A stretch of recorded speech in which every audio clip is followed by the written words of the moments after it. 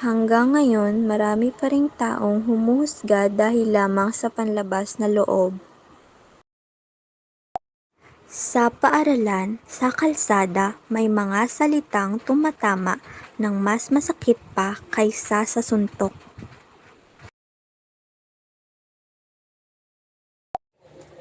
Ang pangungutya ay nagdudulot ng panghihina ng loob, kawalan ng tiwala sa sarili at minsan pag-iisa.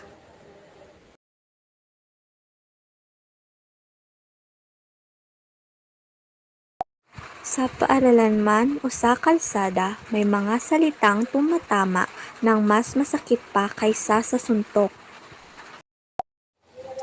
Ang pangungutya ay nagdudulot ng panghihina ng loob, kawalan ng tiwala sa sarili at minsan pag-iisa. Ang pangungutya ay nagdudulot ng panghihina ng loob,